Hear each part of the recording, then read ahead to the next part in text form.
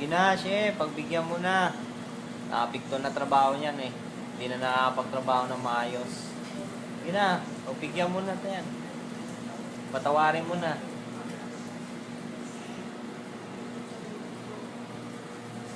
Oh, ba't pati ako kasali? Sino ang pangalan niya? Cheryl Oo, chef. Castillo? Minsan ko nga eh. Miss Cheryl Castillo, nananawagan kami na patawarin mo na yung namin, kaibigan namin na obvious naman sa kanya na nahirapan siya sa trabaho kaya kailangan niya ng konting inspirasyon nagmumula sa iyo. Sa iyo lang manggagaling yun, bigyan mo ulit yung kanyang, ibalik mo yung kanyang ngiti. Okay na.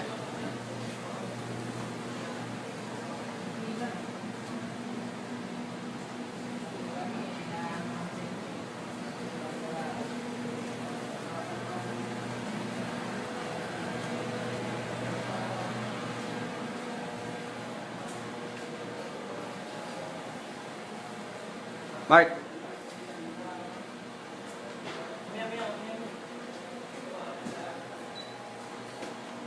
Tulungan natin si JP. Hello, Cheryl. Gusto ka na? Ano? Kailan mo na mababalikan yung kaibigan namin, ha? Eh, lungkot-lungkot dito, oh. Ngayon, nakatunga nga. Nag-iisip kung paano mababalikan sa'yo. Please, pakisagot mo na para sa inyo rin to. Sa tinagal ng panahon. Okay? Sige, bye.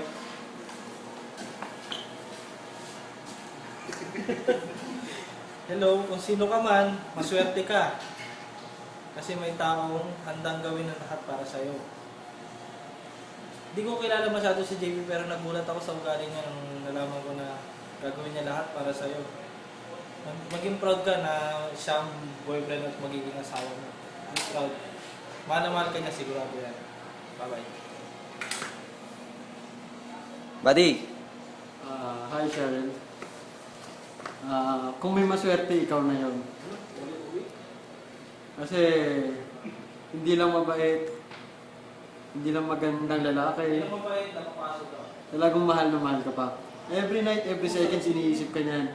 Lagi pumapasok sa kwarto ko yan, itatanong lang kung may wifi na para lang makausap ka. Yan. Yun lang. Ganyan. Thank you.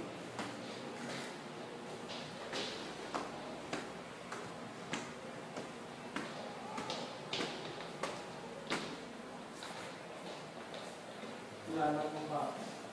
Nalala.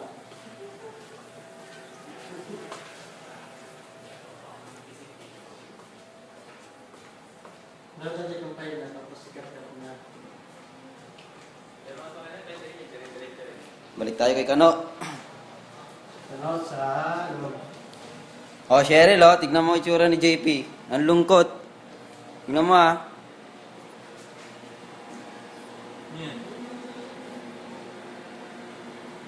Hindi niya alam kung anong gagawin niya na.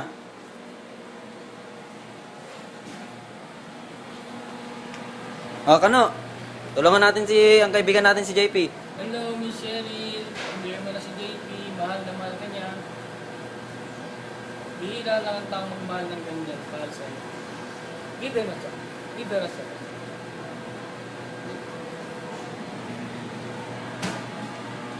Si Chef, baka kunan ko pa.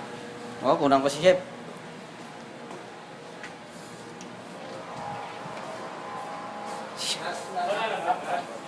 Chef! Tulungan natin si JP, Chef. Ano, may advice natin kay, Cheryl. Ano advice natin? Oo. Anong klaseng advice ang gusto mo? Yung mga abuti, mga kasama? Siyempre, yung totoo. Oo. Para, ano pangalan niya? Cheryl. Cheryl. Message ko para sa'yo, nagpunta rito si JP para magtrabaho. Siguro in the future para sa inyo na rin. Pag-usapan nyo kung ano yung mga problema.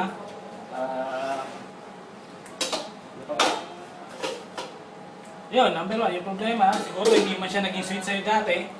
Siguro ngayon pakikita niya. Kasi ngayon meron siyang trabaho. Dati kasi wala siyang trabaho eh, no?